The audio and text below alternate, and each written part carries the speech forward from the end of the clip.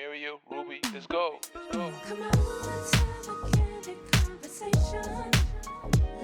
Let's talk about it. Just bring it up, we got hope and love. Yeah. It's all about you and your well-being. The Candid Conversation Show. Let's go, let's talk about Hey, it. let's talk, let's walk it out. Let's talk, let's walk it out. It's all about you. Let's walk it out. Let's talk. About it. Welcome back to Let's Talk About It, the Candid Conversation Show. My name is Muriel, And my name is Ruby. and on the show, we discuss topics that are unspoken and taboo in our community. Our guest this evening is Kristian Snow. We will be discussing living in Haiti, filmmaking, and being an advocate for change. Welcome to the show, Kristian. Welcome. Thank you. It's so good to finally see you again. It's Yes. been a while. It's been like a few months since I think we last met. I guess, yeah. I don't remember where we saw No, him it was last at the event. it was at the mhm, event, Yeah, Mr. Menard's event at his. Yes. Mhm. Yeah, that's a couple of years. but it's good to see you again. Yes. How you've Yes. been doing during this pandemic? Pandemic, of course, is rough for Yes. the media Yeah. Of industry, course. but I found ways to diversify, Yes. as all of us have. That's Yes, right. we have you gotta to. make it And work. as you know, it's always tough when challenges hit. Yes. But anyone who's grown up in Haiti knows that whatever doesn't kill you makes you Makes you stronger. stronger. Exactly. Definitely. And it's good that you said that. We're going to segue right in because we like to lead the show with asking the guests to tell us a little bit about their childhood because we believe that's who frames who we become as adults. Yeah. Tell Well, as a kid, I was actually born 6 months after I was born. Our family moved to Haiti. Oh, really? Obviously, I'm not Haitian. I'm like blue eyes and like white as snow. My last name is It's Snow. Snow. So if people ask, you could say, yes, there is snow in Haiti. But they were a normal family, missionaries though. And Okay. so there was a lot of character. And growing up, there was a lot of love and security, but Good, also we were in a very different environment, a very different culture. And so growing up there, Yeah. there was a whole different vibe for us. Okay. Like, for example, there's kidnappings that go on. Yes. So the first few years, I'd walk to school. Right. And we didn't even go into a Haitian school. My parents were like, well, in the Haitian schools, we hear that they beat the kids if they don't Oh, wow. perform well. And Okay. then there's also different treatment of people who are foreign. Right. Okay. And so they were like, we don't want to take that risk. And especially since a lot of the content talked about how the white person did this, the white person Exactly. did that. Okay. And there's nothing wrong with that. The private school taught this as well. Right. Like this was the experience, but they didn't want me to feel like I was an enemy. Right. Okay. So the private school's English, it had Haitians as well that spoke English. And I had a really good life, you could say, with my family Okay. and then with the school environment.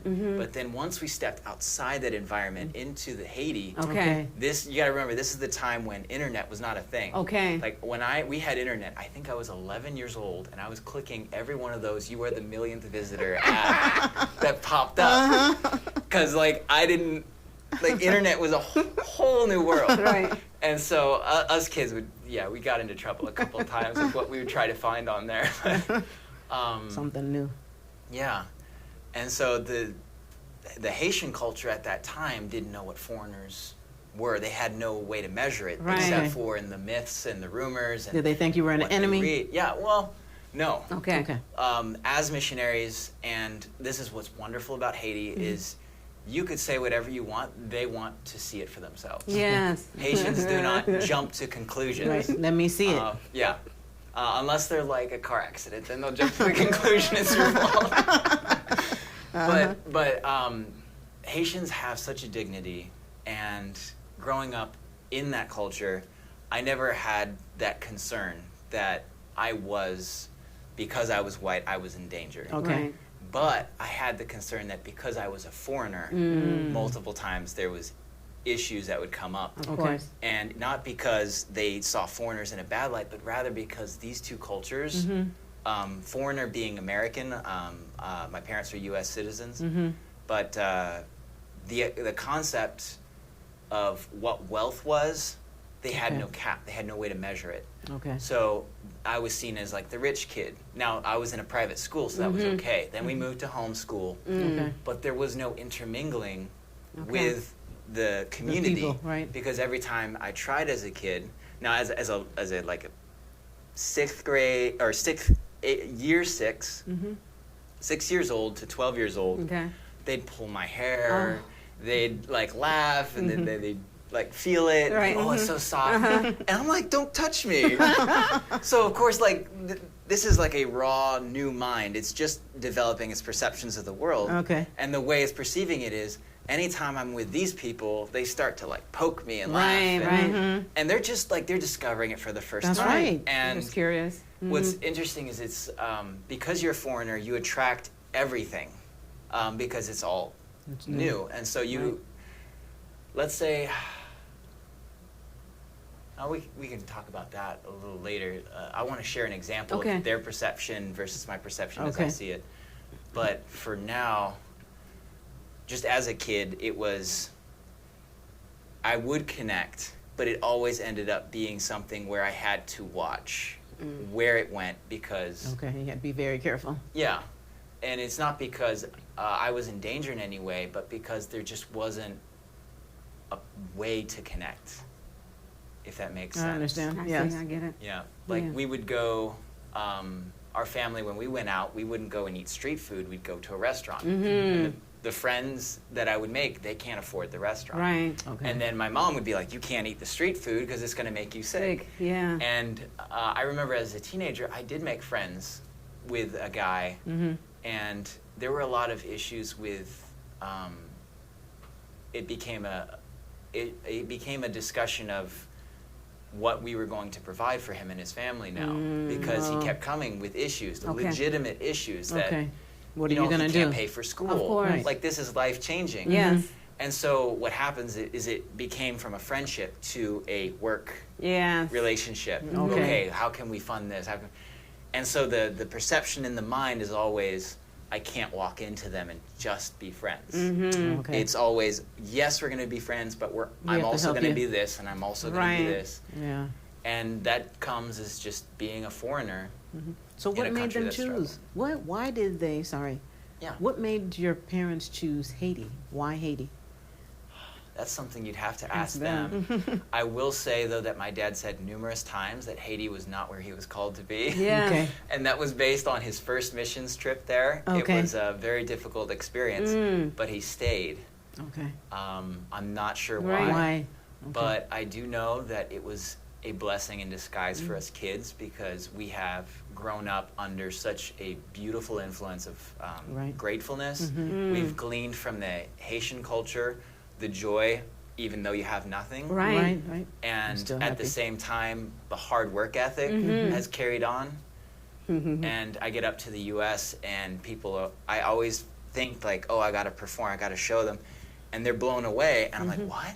What, this is not normal for you? Right. For someone to walk into work every day with a happy attitude Yes. and a hard work ethic. Right. And I learned that from Haiti. From the Yes. Haitian people. So Right. did you learn the language as well? Yes. Can you say a few words for us? Oui, je suis capable. Oh. C'est normal pendant dans magasin Haïti, il y a moun ap di, oh, mais gade blanc. Exactly. Est-ce qu'il est parlé créole? Yo commence à parler en. Okay, maybe I shouldn't talk too much. No, No, it's good. Yeah. Yeah, No, that's great. So I just said, for those who don't speak Creole, but I would be in the stores in Haiti, and somebody in the corner would be like, oh, Look at does that he white speak- guy. Yeah, look at the white guy. Does he speak Creole? Does he do-" And I would just say nothing because I want to see like how they perceive me before I just approach. Right. And usually it'll be like at the very end, I'm checking out, and I'll just be like, hey, goodbye. Hope you had a good day. Right. And they just be like, and they're thinking now every single thing that they Exactly. Everything They they were saying. they said. And usually they're saying stuff like, oh, you should go ask him for money. Or, Oh, my where does he goodness. live? Yeah. Or, you know, and some of them are great. And so, What an experience. you had. Yes. yeah. How long did you live there? Because we were I talking grew up about there. teens now. 6 months old to, I would say, 25, 26. Really? That's Yeah. a long time. That's your life. Your half of your life. Well, Yeah. all Well, of I'm it. 30 now, so. See? Oh, Yeah. Oh, wow. So I actually am learning how to live in the U.S., you could say, versus Haiti. Isn't that something? So what is your experience like here in the U.S. compared to Haiti? Do you see a lot of ungratefulness? I see in the U.S., everything has to follow an order. Like in Haiti, you wake up each day with, what am I going to do today? Here, it's like, what are you going to do this week, this month? And it's good because it's teaching me how to think, where am I going to be in 10 years? You've got mortgages to pay, you have bills to pay, you have to make sure you meet them. At the same time, there's so much opportunity, but it follows a system. Right. Yes. You got to follow the And system. so it's a beautiful thing, but then America doesn't have community. And somebody actually told me this. We're a mission family that lived next to us. They went to the U.S. many years before I came here. And when I came here, he called me and he said, look, the biggest struggle you're going to have is community.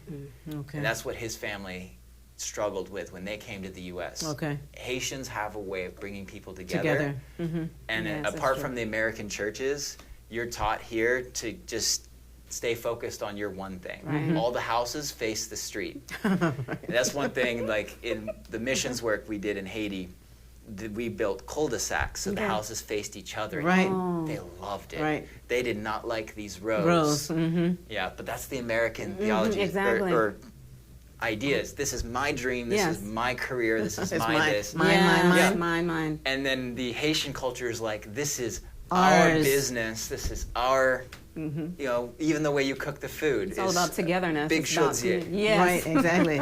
That's right, to feed everyone. Yeah, and Americans would come to Haiti, they'd give like these little bags of rice for the, like, okay, this is one for you, one for you. And the Exactly. Haitians are getting this one bag of rice. Like, what are you doing? How am I going to cook? Like, I got to go find a community that Yes. already has a whole pot of rice and That's throw right. it in the pot That's right, with and it. make more. More to Yeah. feed. Nobody cooks for themselves. So what types of things were you doing over there? You mentioned the cul-de-sac. What other things Yeah. were you doing?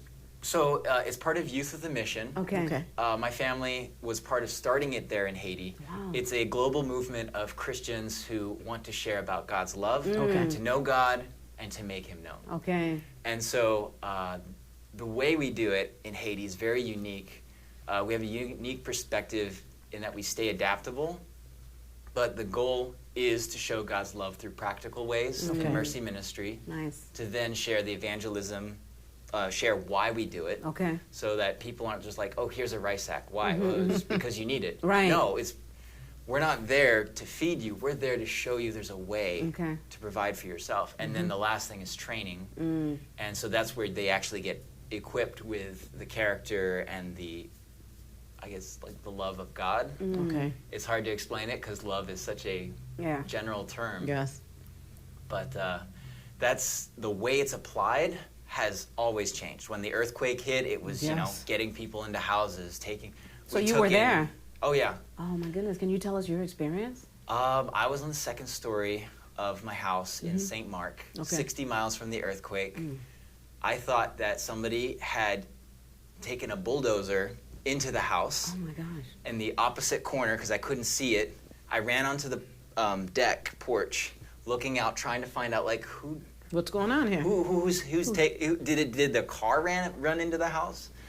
And then this is one thing that I experienced later was that it was the noise of the earthquake that's the most disturbing. Powerful. I began to pick up that this noise was coming from nowhere and everywhere. And then I noticed like I could hear the stadium rattling, I could hear other buildings rattling, so I grabbed the railing and I was like, I'm ready to jump if this house falls. Oh my goodness. And the noise persisted, it died out, and I ran downstairs and out of the house before a tremor, Right. a follow-up tremor could happen. Oh my goodness. We had rumors that the palace had collapsed, phones weren't working, and when it happened, like for a lot of people, that was kind of a breaking point where it's like, I've done so much, but You got this, the whole mannerism I and gotta go. everything. this is it. Yes. And I feel like a lot of Haiti felt that way. Yeah. We were This is it. It was Yeah. devastating. My goodness. So, yeah. Any damages to where you were, though? You said it was 60 Cracks in miles. buildings. Okay, okay. I mean, it was a blessing. Yes. That we were able to jump right in and say, okay, there's too many people in the hospital. Let's deal with the ones that aren't serious. Bring Okay. them into the stadium. I work in media production, so whatever we were doing, distributing food or having a float for Mardi Gras, talking about Wow. Christ. What my job was to film it. Okay. I'd get a camera, and it would taught me to be very observant. I'd be looking at them. I'd be looking at this while I'm recording this. I'm observing how do they react. So if I need to get that shot, it would be appropriate. And for the earthquake, though, all that filming, at the end of the day, the one thing I remember I loved doing was that night when all these people from the hospital came into our stadium. This is a new environment. They'd just been kicked out of their home to a hospital in some foreign city. Now they're being kicked into some other camp. Right. And it's got a roof, but it doesn't have very many walls. And they're just wondering, when is this going to end? Right. When can we go home? Yeah, and there were kids there. And so I got a TV, VCR, and I put in Lilo and Stitch. And it was playing in the corner. And I looked at it all, and it was like once that TV was playing, it felt like this was a home. Right. This was not a disaster, what do you call it, triage area. Right. This was a house, my a home. goodness. And some of the kids sat down and watched it. They mostly gathered around it, but they were still playing because Haitians don't have much TV, so they're not as enthralled by it Exactly. as some people. Yes. But that to me touched my heart. That's Oh, the kind wow. of stuff Right. that, It's beautiful. yeah. Does your family still, are they still over there with the organization, or they've come back? Well, it is Youth with a Mission, Okay. and it's geared more toward the youth. And so they're now at an age where it moves a little bit too fast-paced. Okay. Okay. Yeah. I understand. So, But they did a lot of work while they were there. oh my goodness. Thank Like, you and your family Yes. for all the work Well, that you did. I look at my parents, and I'm just, the amount of things they went through. It was, yeah, Strong people. it's strong. But, the Haitians are still there. Yes. There's a lot of Still people there. still there Yes. fighting it. Strong. You didn't mention if you had any brothers or sisters, do you? Oh, yeah. Okay. I have 4 brothers, a sister, Oh, my and then goodness. a foster sister. Oh, gosh, a who's big Haitian. family. Yes. And Yep. all of them were there at the time. Oh, yeah, all of them. Is- Say about maybe 5 years ago, we started to say, like, oh, let's actually look outside of Haiti Right. and learn how to live the first world life, so we have that foundation. First world life. But yeah, we were like, my sister did a lot of dance ministry because dance helped people break out of their mental Yes. identity struggles. Yes. I had a brother, he was leading a lot of the campus administration, making it possible for this. I was the camera guy, Yes. you say, but I found out that I was actually doing a lot more Than at that. the end of the day. Yeah, it was like marketing as well. And then we had one that was heavy in construction. He worked with the roofs because they were metal roofs with wood, and Yes, you yeah. needed to know certain things. Right. So we were all just plugged in. A little bit different of ways. everything, Yeah, right? yeah. That's great. You've been through quite a bit. You mentioned the earthquake and everything. Do you feel that mentally that affected So you? yes, the thing is, like, the most chaotic time of my life was actually my teenage years. Okay. We've had, let's say, starting in 2000, we had issues with gangs. We had a hurricane come through and cause a flash flood. We had like a mini civil war. And gosh. I lived in St. Mark. That was the dividing line between the north and the south. So Okay. we would go to bed to the sound of gunfire, and I would sleep on the floor because I was afraid maybe a stray bullet Right. would go Will through come, the window. that's right. Yep. Wow. Oh, So, my goodness. And then it was 2006, we had gangs again. Then 2008, we had hurricanes hit. That's where we had our own property. A flash flood came through, and for 3 days, filled our property with 1.5 feet of mud. Oh, my. It's about 4 acres. And like that property was never the same after Yeah. that. Right. And then the earthquake hit in 2010. So what happened much. from all that was constant PTSD. Yes. Of something's going to hit, something's Right. going to hit. Right. just Who wait- do I have yes. to run from? How am I going to protect myself? So sorry you had to Well, go through all that. It's a blessing because you grow up with, how could I say it? It just makes you thankful for life, but Yes. also much more prepared.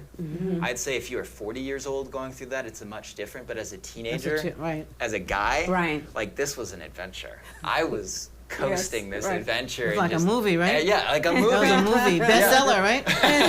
I was living a Oh, movie wow. and filming a movie. Wow. Oh my gosh. So Wow. So did you get any type of assistance, help, therapy, counseling, or anything regarding PTSD, mental health? we had a little bit, but because we were in an environment where this was normal, I took it as normal.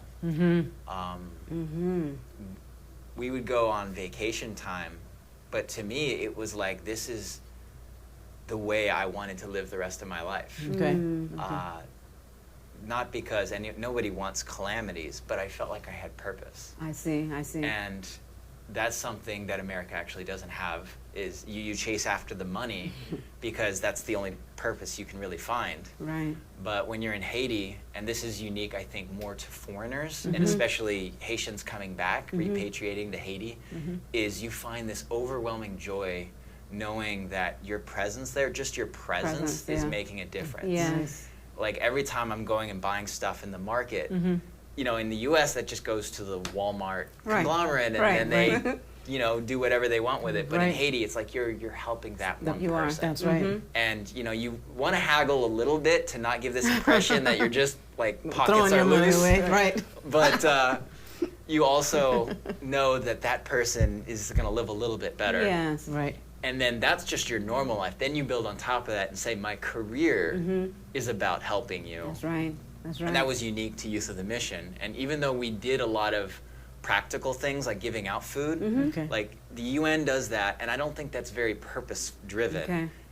It helps the immediate need, Okay. but our goal was our ultimate goal was to say, let's share about the love of Jesus, because when you look throughout history, wherever God's love, not the old European Catholic, and I'm saying old Catholic, Right. It's reformed a lot now, but their form of Christianity was obviously just their culture taking God and meshing him in. Okay. So well, our goal is, let's read the Bible, let's get the authentic Christ, Right. give it to them, and let them express it in their way. But the more that God's love comes through, the more things just change from the roots rather Right. than from Yeah. the tree. Right. Like, you know, people get mad because they plant an apple tree and it's giving apples and they wanted oranges. Right. Oh, you And planted so the our apple. idea is like, let's plant what What amazing believe in. work you all did over there.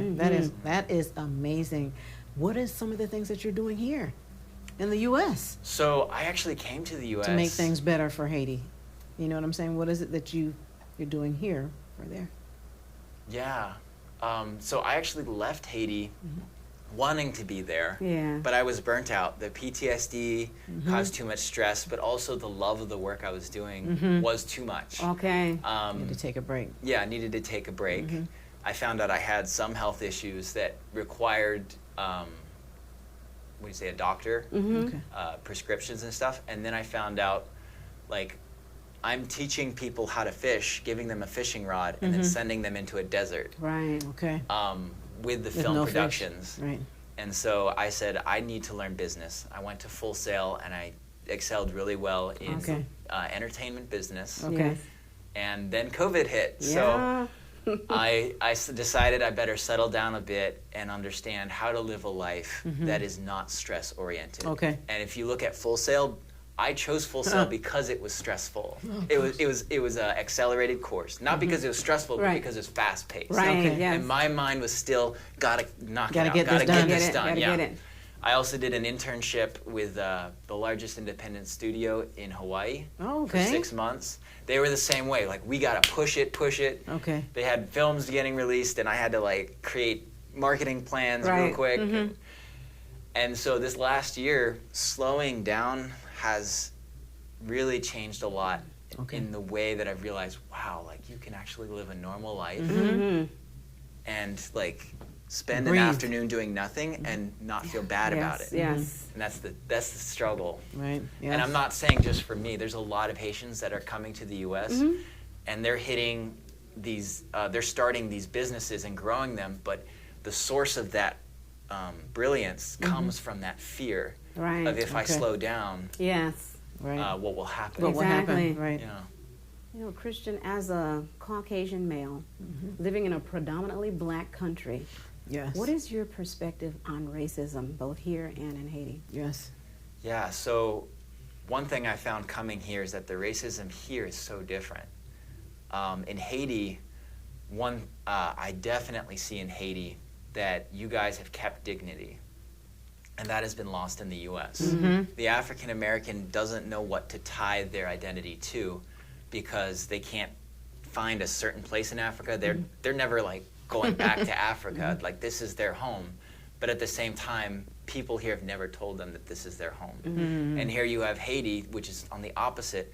You have your dignity, but also because you kicked out all of the European influences, you also had to live in this isolation.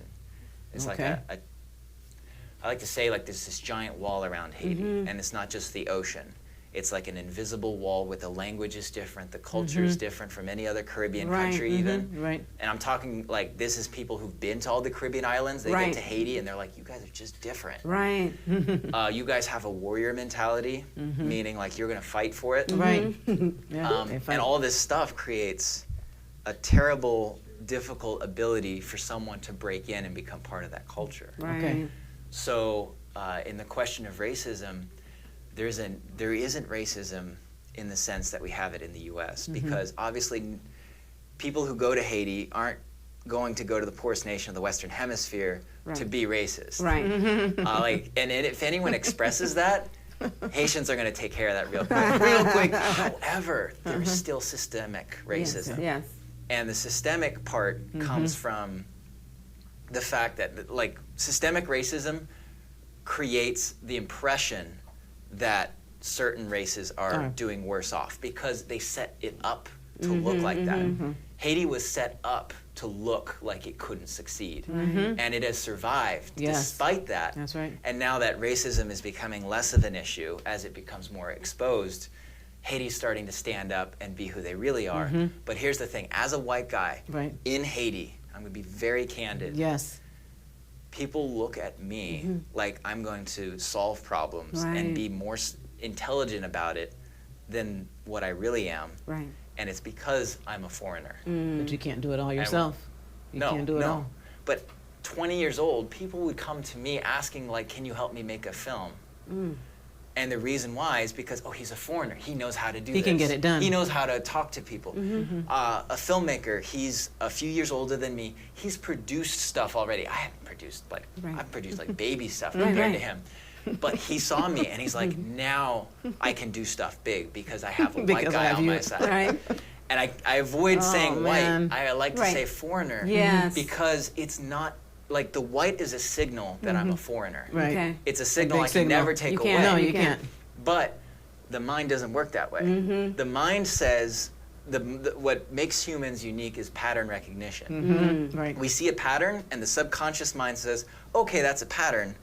Let's save it, lock it up. Anytime this happens, we This follow is what the we do. pattern. Right. So in Haiti, the systemic racism that has been built, the cultural setting has been built, is that if you're white, you're intelligent, you're smart, you've gone to school, you have wealth. But that's because the only people who ever make it to Haiti are the ones who don't need Haiti. Nobody goes to Haiti and says, I'm going to start a new life. Right. There was a white That's guy, true. showed up in Haiti, became an alcoholic, wandered the parks. He got kicked out real quick. Get out of here. like they just like, what are you doing here? And so that feeds the idea that Haitians can't make it. And I've seen this with the Haitian woman. My They goodness. think they're ugly. Haitian women will tell me this. They're very honest down there. gosh. They'll say, I think I'm ugly, or they think that they're not worth it. And what happens is, well, first They're of being all, told that? that happens because like all the Disney princesses are white. Right. For There you example, go. There's that's nobody just that one looks like example. them. But then you have all the Haitian guys are after that white girl because that's what that's what the Mardi Gras music videos feed Exactly. them. Right, right. But that's also because those girls come with a status, whereas the Haitian women don't. Yeah. And so these Haitian women begin to shut down. They begin to try and earn their right. Yes, unfortunate. Yeah. I wish their parents would tell them more that you are beautiful. Yeah. And it's not just about what you see. That's You know what starting I'm to saying? happen. Yeah, And because I they love need to that. hear that Good. at home. Yes, You know what I'm at saying? They need to home. hear At it home. at home. At home. Yeah, because So nobody much- should even look at themselves, whatever your nationality is, to say that, oh, I'm ugly because I'm Haitian, or I'm ugly because I'm this. No.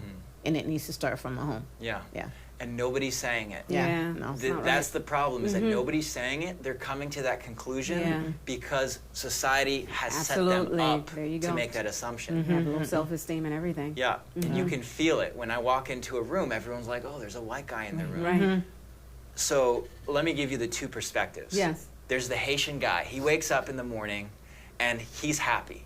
He's got nothing. He's got a few clothes on a rack. Yes. He's got maybe 200 goods in his pocket, which is like, what, $3 US at the time I'm thinking of this. He goes out and he's like, I'm going to find my way. I got wheelbarrows to push with pigs in them. And Yes. he goes out and he's barely got some food in his stomach, but he's doing it. He's sweating in the sun. And he's like, man, if I could just do this, if I could just do that. He's an entrepreneur. And then he sees that white guy over there. He's like, man, if that guy just gave me 500 goods, Right. That'd be good. I'd be good for today. Hey, white guy, you got any money? Right. And the white guy just looks at him like, Yeah. it's Why like, am I well, giving that you guy that? was very rude. Like in our culture, you don't treat people like that. Right, Like you right. say hello, good morning. Yes. Like at least that. Right. So he goes on his way. Then you have the white guy in the morning. He wakes up and he's like, oh, there's no electric. Man, if I was in the U.S., I'd have electric. I'd have everything. And then he gets his breakfast and he's like, man, this food is not really what I'm used to. But I'm here for a purpose. I'm here to help people. Then he walks out of the gate, and the moment he walks out of the gate, hey, Blanc, Yeah. give me 5 good. Right. The better one. Give me my money. He's Your like, money. Now, what's worse is it's like a 10-year-old kid. Like, it's bad if it's like a 20-year-old, you know. This is okay, a 10-year-old. This is a 10-year-old Right. who's Asking for walking his up like money. he's entitled to Yeah. this. Oh my God. Because his parents have taught him that. Right. And so you know it's brutally honest. Right. When he says, give me my money, somebody taught him to do that. Right. So then the white guy's like, okay, no, you're cute.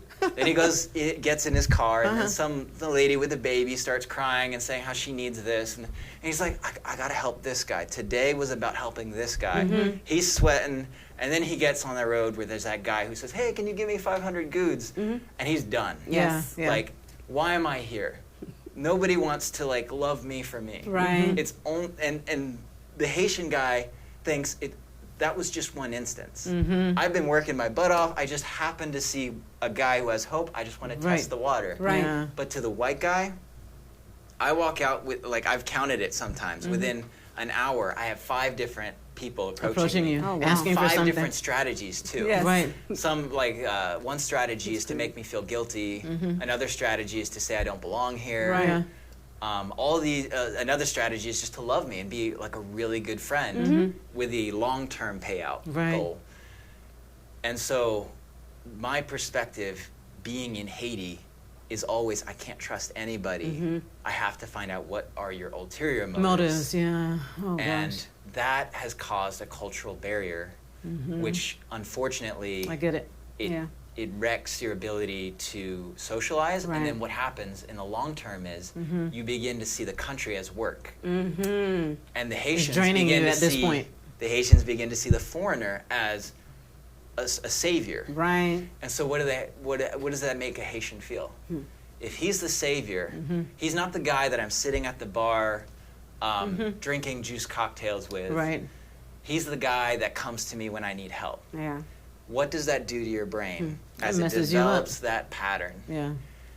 And- You've had it. Yeah. Yeah. It's When I almost come- destroying you. Then when you come here, Yeah.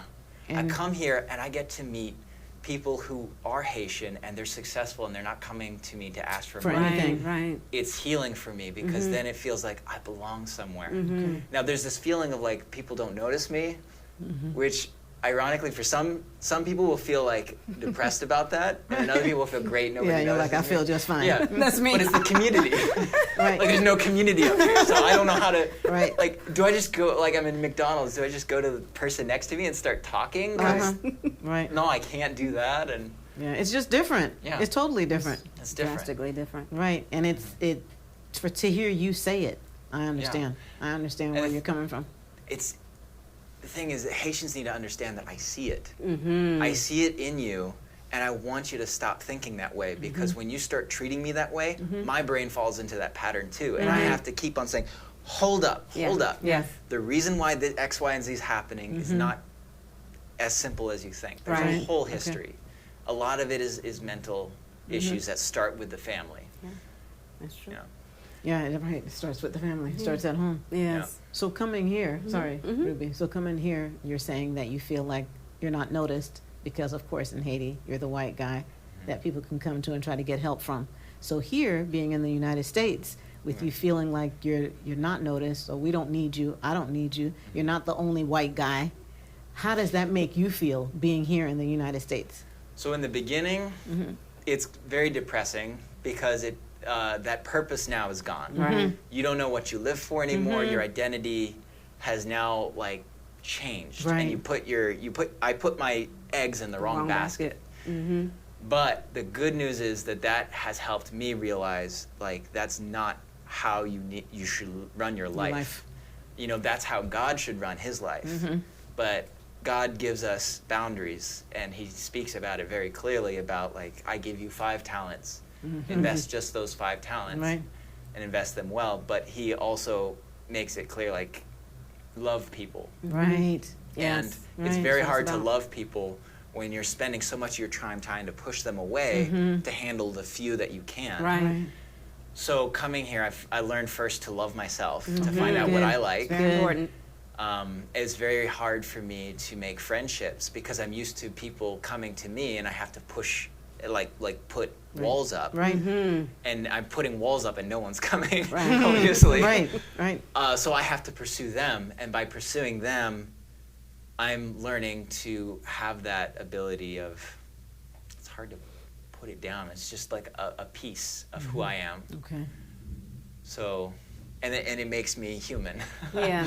You could say. I understand. I don't know how to describe it better Right. than that, is that it's not the PTSD, it's not the, when is the next thing, what do I need to do today? It's the, like, I'm struggling right now to not feel guilty going rock climbing. Aww. It's Go it's rock like, climbing. yeah, it's $22 a day Yes. if you go for Yes. half a day. And I'm like, man, that's $22 I could be putting into a bank account Right, to save up right. when I go back to Haiti, and I'll start a business, and Yes. then my brain starts, Yes. It starts, like yeah. stressing out, and then it's like Yeah. I just shut down. Yeah. No, you deserve No. it. You deserve it. Yeah. Go It's rock It's hard. climbing. It's hard It is. man. because this is where the Haitian culture and the foreign culture is having a hard time connecting. Haitians have been taught like to survive. Yes. Right. Right. And when they come across this foreigner, the racism, the systemic racism, not individual racism, but the systemic racism Right. kicks in of he's going to fix it. Right. And then what happens? The foreigner ends up leaving Haiti Right. because he's burnt out. He's burned out. He right. doesn't feel like he's a human Right. anymore. And what I found living in Haiti long term is that there are good people. Yes, course. there are. There are so many good people. My sister married a Haitian who's Oh amazing. gosh. He's oh my God, they're doing worship songs together. Yes.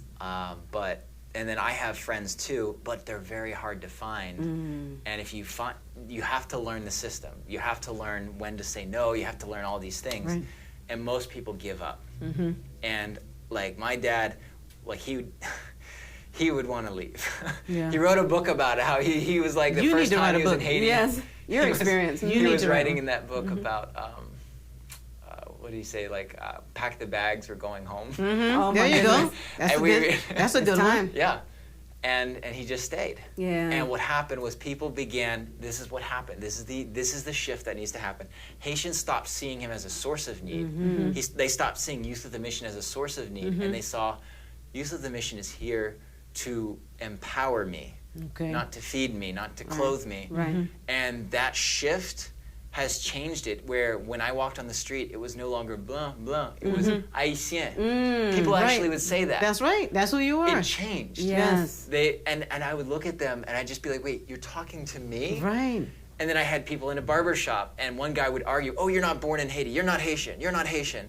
And then the other guy's cutting my hair, and he's like, he's Haitian. He's he grew up Haitian. here. He speaks Creole. And I'd just be like, wow, they're actually like fighting for me. Yes. And that shift happened, but it happened as they began to see I was human. Right. It doesn't, that brief view that guy had, Right. you know, he's got 200 goods in his pocket. He just sees the foreigner walk by. He's going to take that quick chance of, Right. hey, can you help me through the day? Right. When you have that foreigner staying there, like Right. Christianity Living there. oh my gosh, I love Christian. If you're following him, he is giving Haiti so much hope, but he's showing, like, first of all, he carries that emotional EQ, emotional intelligence of that Haitians have of, like, we're going to do it, we're entrepreneurs, stay positive, and no matter what happens, he's got new ideas, new plans. Okay. But I forget where I was going with that. Bottom line is you wanted to be a brother. Exactly. You wanted that Yes, brotherhood. I You wanted that. to. You wanted I to wanted be. that. I mean, because you were there. Yeah. You Yes. grew up there. I mean, 6 months old. You That's a wanted long that time. brotherhood with Yes. the people instead And of this- always reaching out and trying to get help or let me, give me. You wanted to be involved. You wanted to be Yes. included. Yes, and I couldn't because, like, the schools weren't safe. The streets weren't safe. Right. Even as an adult, I walked through the streets and I was told, stop walking through this alleyway. A guy said in wisdom, he said, look, some people are talking about you every Be time careful. you walk through here. It's not safe. Yes. Now, does that happen in the U.S.? Of course Yes, it does. yes, yes. Everything I'm talking about happens in the U.S. too. The problem is I can't hide. No, you can't. So I become a target. So Right. they don't realize that they think I'm just this one person, but I'm getting everybody's problems. Right. And that feeds the systemic racism. And the more that you're there, the more that you show your face and people see you laugh, but also see you cry. Right. They see you say no. Yeah. They find out you don't have a private jet in your backyard. No, I'm which is- human. one person thought that. They said they thought my dad had a private jet in his backyard. Oh God. Then they realized, like, okay, so there actually is, like, a way I could be that person too. That's Not right. just, like, I could be that leader. I could actually be as wealthy as this guy. I Right. could make it out of the country. It's Right. possible. My foster sister, she was told before she came into her family, she looked up and she saw a plane. She was told by her cousins that not to ever think she could get on that plane. Oh my. Really? They said, you don't ever think you can mount that plane and leave this place. You're going to live and die here. For here, forever. And that was protection. That was mental protection so that she wouldn't think No. and she wouldn't hope. She and needs then that get her hope. hope crushed. She needs that hope. You always need Yeah. that hope. Yeah. You need that hope. You but need it's, that hope. it's scary. Yeah, I'm hope is sure. frail, but it's hard to kill. Right. Oh gosh. Well said. And now she has flown to the Philippines. She's flown to Good for her. I think it was, I'm not sure if this was right, South Korea. And when she got to one of these palaces, they even had her sign her name in the book, and they said, we think you're the first Haitian that's ever been here. Isn't that Oh my something? gosh. Yeah. Wow. How did she feel, I wonder? I'd like to ask her. I know, right? Yeah. She's still in Haiti. She loves hospitality. Awesome. Awesome. And so she's working on the Youth of the Mission campus, and she's Okay. helping other kids, Okay. teenagers, walk into that hope. Okay. But love it. her love is service. She likes getting her hands busy. Yes. So Good. it's a common gifting you see here in Orlando as well, is the hospitality Hospitality, industry. yeah. God bless you. God bless you, and I wish you nothing but the best. Yeah, I wouldn't say it's me. Yes, but Yes. I No, know. it's God. been God. Yes. It's been and God. every time it's been me, it's fallen apart. You and need when I- help. You can't do it. You need can't do it humility. al- there you go. You need Yes. listening. You need to, because God has told me things. He's told me, like, to slow down, and I refuse to. You have to slow down. And yeah, self-righteousness will always Yes. end in brokenness. Yes, yes, yes. We're going to have a candid minute with you. It's become that time. Okay. And I want to know, what would you tell someone who believes that Haiti is a blank hole country and they don't want to visit due to public scrutiny? Well, I think that person has a lot of pride, but I think also that person doesn't have faith. I think that person doesn't know how to invest.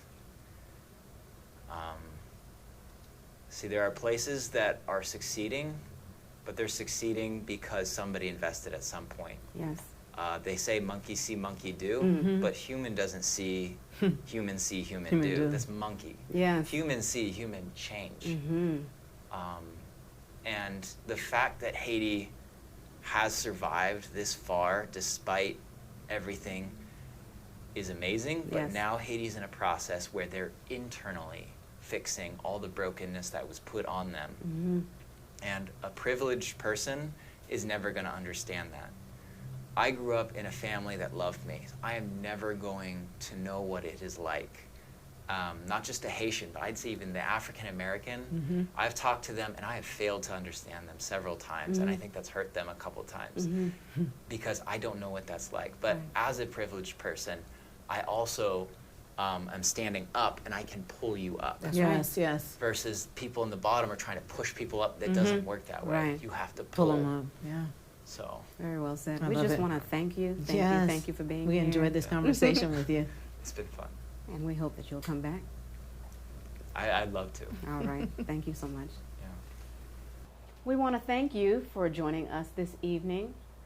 Please tune in next Tuesday at 6 p.m. for another empowering and uplifting testimony. In closing, Kristian is truly making an impact and difference to so many. He aspires to be an advocate for Haitian media and empowers people with dignity, virtue, and identity as they set out to produce media content of their own. If we wish to see change, we must be the change. We thank you for tuning in to Let's Talk About It, the Candid Conversations Show. Let's go. Come on, let's have a candid conversation. Let's talk about it. Just